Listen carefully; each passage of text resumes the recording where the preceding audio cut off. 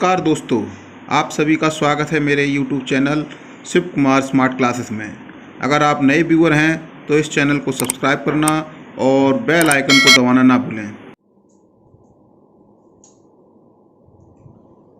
Good morning बच्चों। आज हम लोग मैथमेटिक्स में कोण के बारे में अध्ययन करेंगे। कोण, इसको अंग्रेजी में हम एंगल भी बोलते हैं। एंगल मीन्स कोण। तो सबसे पहले हम ये समझें कोण होता क्या है, कोण है क्या चीज। तो बच्चों, एक कोई किरण ले लें हम। यदि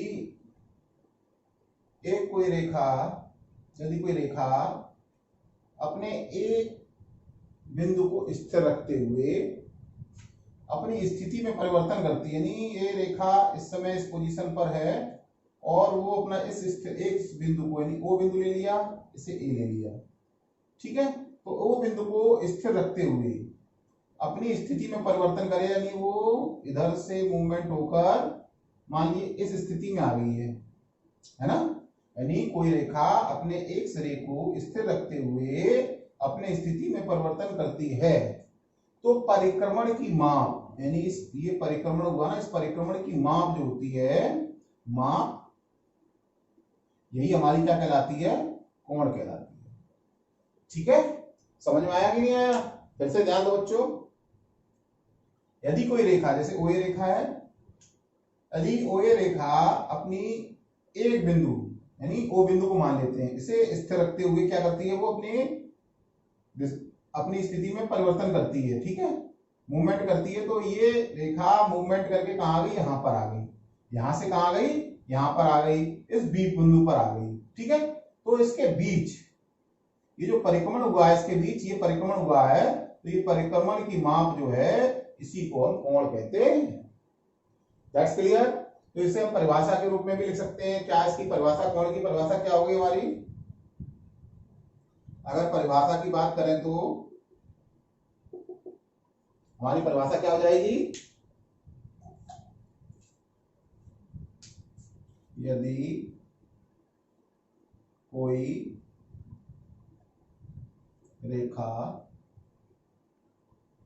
अपने एक सिरे को, एक सिरा है, एक सिरा ये, एक सिरा ये, तो एक सिरे को स्थिर रखते हुए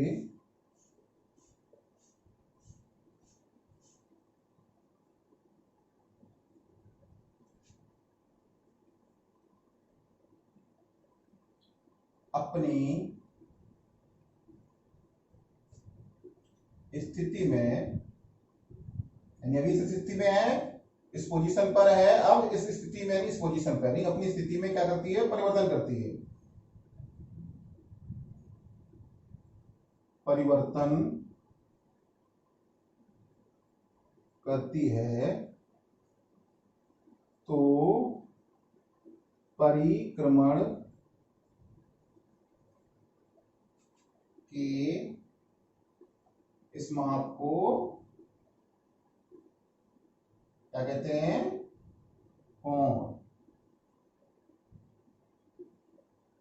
कोण कहते हैं। That's clear. तो ये हमारी क्या होगी, कोण की परिभाषा होगी, एंगल की परिभाषा होगी। यदि कोई रेखा अपने एक सिरे को स्थिर रखते हुए अपनी स्थिति में परिवर्तन करती है, तो परिक्रमण के इस माप को कोण कहते हैं।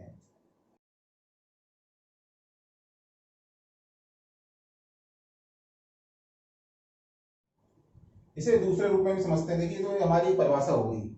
और हम क्या कह सकते हैं, हम ये भी कह सकते हैं कि ये दो किरणें हैं, मान लीजिए OA और OB, दो किरणें OA और OB, ठीक है। इनका जिसका एक सिरा कैसा है, ये उभयनिष्ठ, यानी दोनों में, इसमें भी आ रहा है और इसमें भी, इस रेखा में भी आ रहा है और इस रेखा में भी आ रहा है, यानी वो बिंदु क्या है, दोनों ही रेखाओं का उभयनिष्ठ बिंदु है। तो हम इसे इस तरीके से कह सकते हैं, दो किरणों या दो रेखाओं के बीच के झुकाव को कोण कहते हैं। किसे कहते हैं? बीच के झुकाव, यानी दो किरणों के बीच के झुकाव को क्या कहते हैं, कोण कहते हैं। तो हम इस तरीके से सिंपल सी परिभाषा दूसरी हम किस तरीके से दे सकते हैं, दो किरणों के बीच झुकाव की माप को कोण कहते हैं।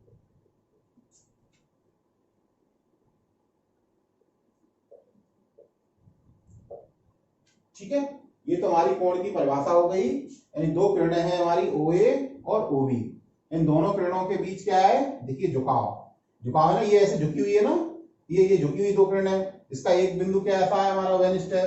तो हम ये भी कह सकते हैं दो किरणों के बीच जो झुकाव है, झुकाव को कोण कहते हैं। ठीक है, जहां तक उम्मीद करता हूं समझ में आया होगा कि कोण किसे कहते हैं और कोण की परिभाषा समझ में आई होगी।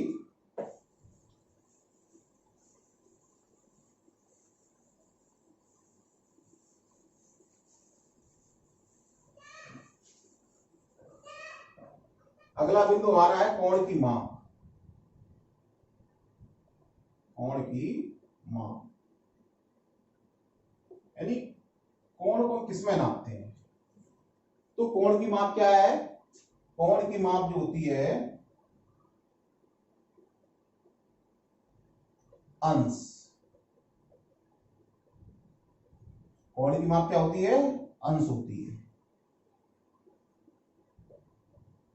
जैसे ये एक किरण है OA, ये दूसरी किरण OB, और इसके बीच मान लीजिए 40 अंश का कोण बन रहा है, तो इसे क्या बोलते हैं, कोण BOA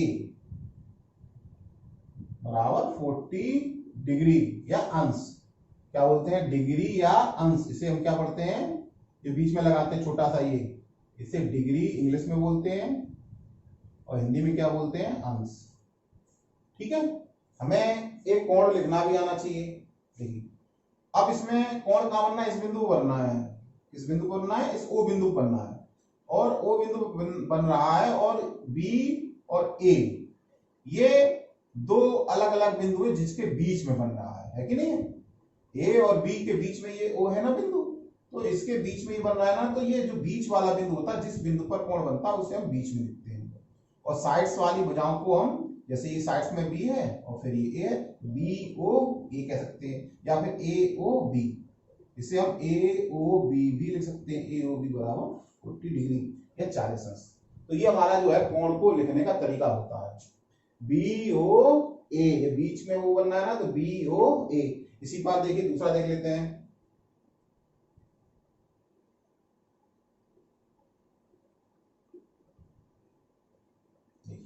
कहां कोण बनना है हमारा, B बिंदु पर बनना है ना, तो सिंपल सी B को बीच में रखेंगे। ठीक है, और A एक साइड पे है और एक साइड पे C है, और कोण का निशान लगा देंगे, और ABC बराबर 90। इस तरीके से हम कोणों को लिखते हैं। या फिर दूसरा तरीका क्या है, B को बीच में लिख दिया है ना, B के साइड में C, तो C इधर लिख लो, और A CBA पढ़ेंगे या ABC पढ़ेंगे, दोनों ही इस कोण को प्रदर्शित कर रहे हैं। That's clear. तो हमने सीखा कोण की माप जो है किसमें करते हैं, अंश में करते हैं। इसका चिन्ह क्या है, ये 40 अंश, 50 अंश, 60 अंश, इस तरीके से हम पढ़ते हैं और लिखते हैं।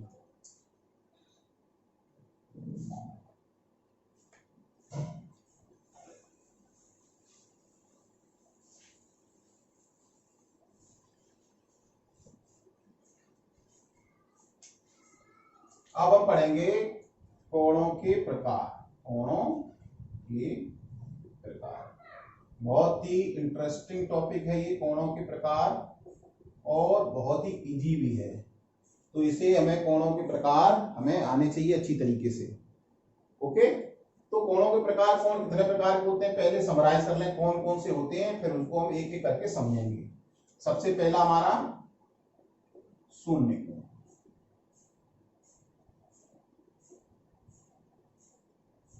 सेकंड न्यून कोण, तीसरा समकोण, चौथा अधिक कोण,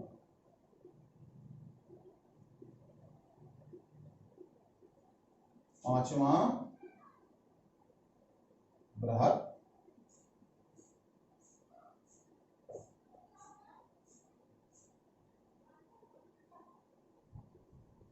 ऋजु कोण या सरल कोण, छठवां बृहत और सातवां हमारा जो है संपूर्ण।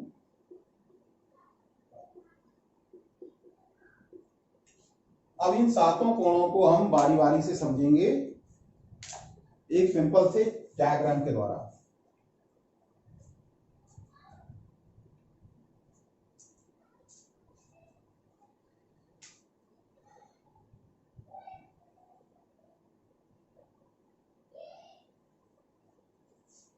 देखिए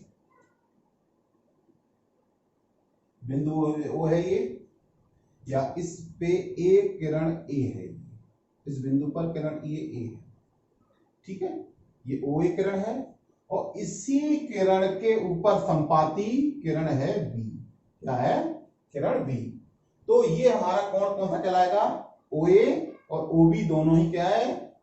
किरणें एक दूसरे पे संपाती हैं। तो इसका मतलब क्या हुआ? ये हमारा कोण बी ओ ए कैसा हो गया? 0 डिग्री का, 0 अंश का, यानी इसे क्या कहेंगे? शून्य कोण। ठीक है, यानी जब दो किरणें एक दूसरे पर संपाती हों तो उन दोनों के बीच बनने वाले कोण को हम शून्य कोण कहेंगे। That's clear. यानी 0 अंश के कोण को या 0 डिग्री के कोण को हम शून्य कोण कहते हैं। अब देखिए जैसे ही OA से ये किरण विस्थापित होते हुए धीरे धीरे क्या किसी भी पॉइंट पर, यानी ये 90 डिग्री, 180 डिग्री, 270 डिग्री और ये हमारा 0 डिग्री। तो देखिए OA और OB दोनों एक ही बिंदु पर थे तो ये हमारा शून्य कोण बना, यानी 0 डिग्री के कोण को हम क्या कहते हैं? शून्य कोण कहते हैं। जैसे ही शून्य से थोड़ा भी विचलित हुआ, ये थोड़ा भी आगे बढ़े, यहां पर यहां पर यहां पर, यानी किसी भी पॉइंट पर,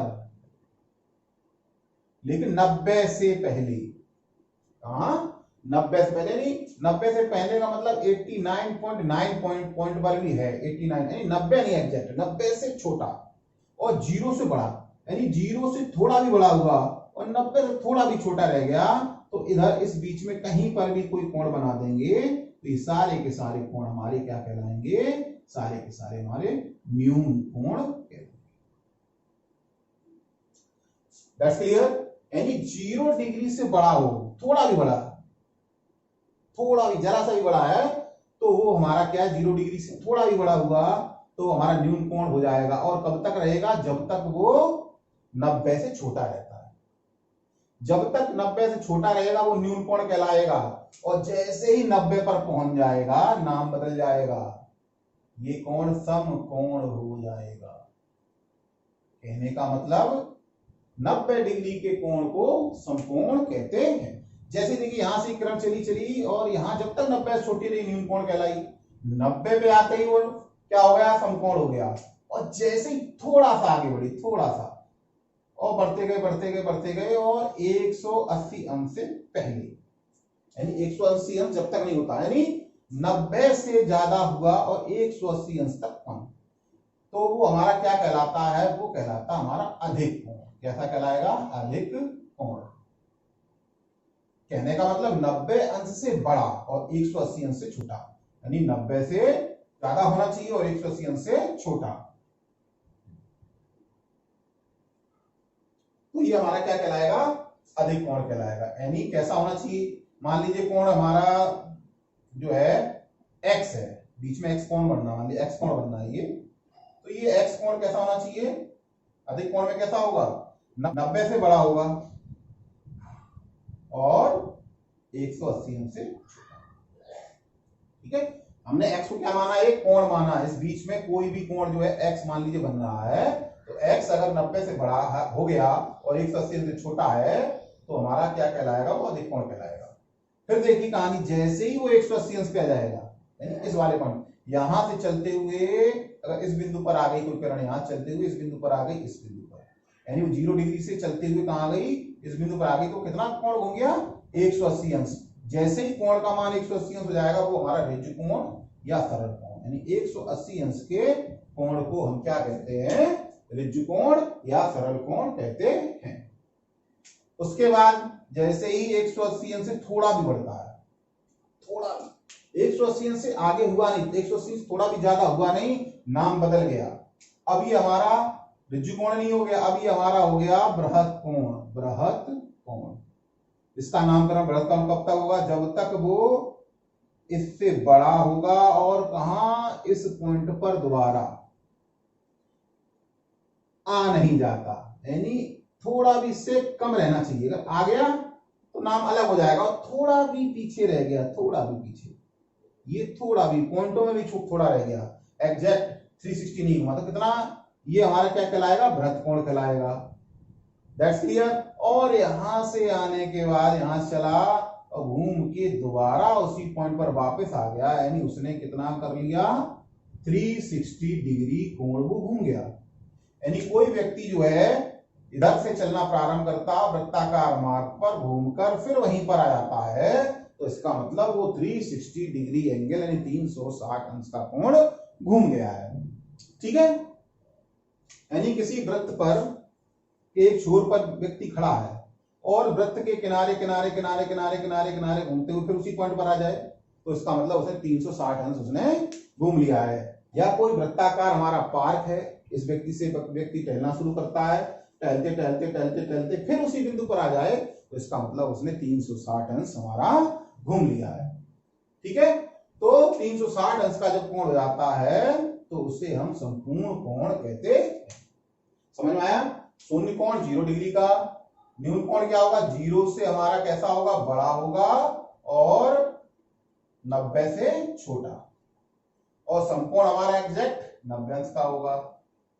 अधिक कोण हमारा 90 से बड़ा और 180 अंश से छोटा होगा, और ऋजु कोण हमारा एग्जैक्ट 180 अंश का होगा। इसी प्रकार जो बृहत कोण है वो 180 अंश से बड़ा होगा और 360 अंश से छोटा होगा, और संपूर्ण कोण एग्जैक्ट 360 डिग्री एंगल का होगा। आई होप ये समझ में आया होगा। अगर ये समझ में नहीं आया, इस वीडियो को आप, मैंने जो चित्र के माध्यम समझाया है, इसको आप दोबारा से देखेंगे तो आपको एक एक पॉइंट समझ में आ जाएगा।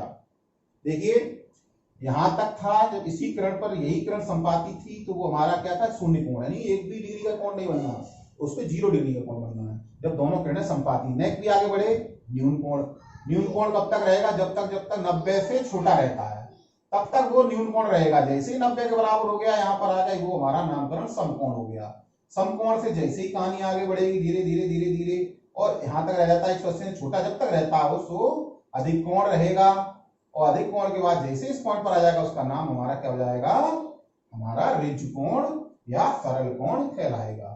उसका 180 से बढ़ेगा और 360 से छोटा रहता तब तक इस पूरे एरिया में, यहां से लेकर यहां तक, यहां से लेकर यहां तक चलता है, यहां से लेकर यहां तक, ये सब कैसे कहलाएगा हमारा, ये हमारा बृहत कोण कहलाएगा। ठीक है, और जैसे 360 पहुंच जाएगा वो हमारा क्या कहलाएगा, संपूर्ण कोण कहलाएगा। That's clear. चलिए कुछ एग्जांपलों के माध्यम से हम समझते हैं कि वो हमारा कोण कैसा है, किस प्रकार का कोण है।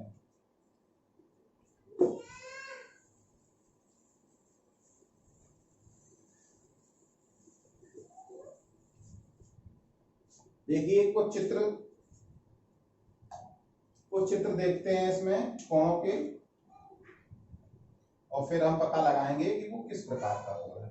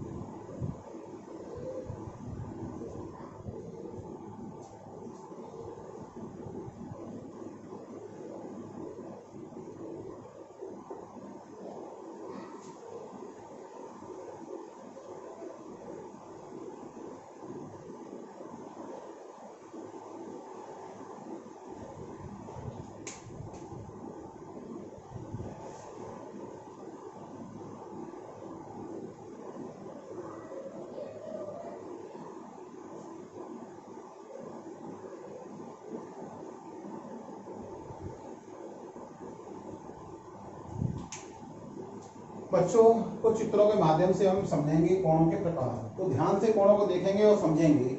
सबसे पहले देखिए, ये हमारा कोण है, ये AOB, ये 50 अंश का कोण है।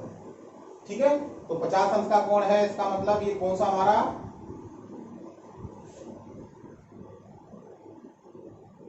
किस पॉइंट पर कहां आएगा, ये इधर आएगा। 50 अंश इधर ही तो आएगा, 0 शुरू होगा, 90, 180, 270, 0। ठीक है, तो ये हमारा कहां आएगा, इस पोजीशन पर आएगा। तो ये वाला हमारा कैसा हो गया, न्यून कोण हो गया। कैसा हो गया, न्यून कोण। ठीक है, अब इसे देखेंगे, ये ABC, ये 90 डिग्री का कोण है, यानी इस पॉइंट पर आ रहा है, यहां से लेकर ये। तो ये हमारा क्या है, हमारा किस तरीके का है, 90 अंश का जब कोण जाता है तो कौन सा कहलाता है हमारा कोण, समकोण। तो ये हमारा समकोण हो गया। इसे देखिए ध्यान से, देखिए यहां पर ये OA किरण जो यहां से चल रही है, चलते चलते चलते चलते यहां पर आई है। तो देखिए, इसे मत ध्यान देना, इसे आप बता दो कि ये हमारा न्यून कोण है। यानी ये हमें देखना क्या है कि परिक्रमण, यानी उसने जो है कितना दूरी तय की है, उसका परिक्रमण जो है कितना है, उसके आधार पर हम पता करेंगे कि ये वो कोण हमारा न्यून कोण है या अधिक कोण है। देखिए, तो यहां से घूमा, घूमते घूमते घूमते घूमते यहाँ, अब देखिए। ठीक है, तो ये देखिए यहां से सिंपल सा लग रहा है, अगर हम ये दिया जाए तो ये देखिए हमारा 180 अंश से, 180 अंश तो यही हो गया, परिक्रमण 180 अंश तो यही हो गया ना यहाँ से। और ये 180 अंश से ज्यादा, ये 90 से भी ज्यादा है, नहीं कहने का मतलब ये 180 अंश से ज्यादा है, समझ रहे ना। इसका परिक्रमण 180 डिग्री से ज्यादा है। तो इसका मतलब जब 180 डिग्री से ज्यादा कोण होता है तो वो हमारा कौन सा कहलाता है, बृहत कोण कहलाता है। तो ये हमारा बृहत कोण हो गया। That's clear. अगला देखते हैं, इसको चित्र को ध्यान से देखिए। ये बिंदु O है, ये बिंदु A है, ये बिंदु B है। OA और OB दोनों ही रेखा एक दूसरे पर समपाती हैं, तो इसलिए कोण कौन सा बनेगा यहाँ पर, यहाँ बनेगा हमारा शून्य कोण, 0 डिग्री का कोण। ठीक है, क्योंकि उनके बीच में जो है कोई भी वृत्तीय दूरी तय नहीं की गई है। इसे देखेंगे, देखिए ये O बिंदु है और A, OA और ये OB, तो कितना दूरी तय की, देखिए यहां से स्टार्ट होती है और यहां से वृत्तीय गति है हमारी, है ना। तो इसमें परिक्रमण की माप इसकी कितनी हो गई, 0 डिग्री से चल रहा है, देखिए 90 90 90 90, यानी कितना हो गया, 360 अंश। तो 360 अंश का कोण कैसा कहलाता है, हमारा समपूर्ण कोण कहलाता है। तो ये हमारा कौन सा हो गया, समपूर्ण कोण हो गया। ठीक, इसे देखिए, इसे भी ध्यान से देखिए, कितना देखिए घुमा, 90 90 90, यानी 90 90 180 90 270, 270 से ज्यादा घुमाई, यानी ये कोण 270 से ज्यादा है। 270 से ज्यादा है, यानी ये कहाँ है, ये कौन सा, किस पोजीशन में, ये हमारा ये बृहत कोण की पोजीशन पर है, यानी ये हमारा बृहत कोण हमारा हो गया। ठीक है, अब इसे देखेंगे, देखिए बिंदु OA, ये OA रेखा है, ये OB है, और परिक्रमण कहां से, यहां से यहां हुआ है। ठीक है, यहां पर इस वाले में देखिए परिक्रमण यहां से शुरू हुआ था और घूम के घूमते घूमते फिर यहां आया था।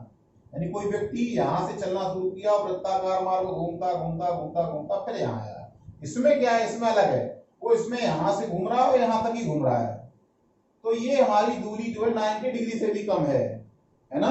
तो ये 90 डिग्री से कम है, तो ये हमारा क्या कहलाएगा, न्यून कोण हमारा कहलाएगा।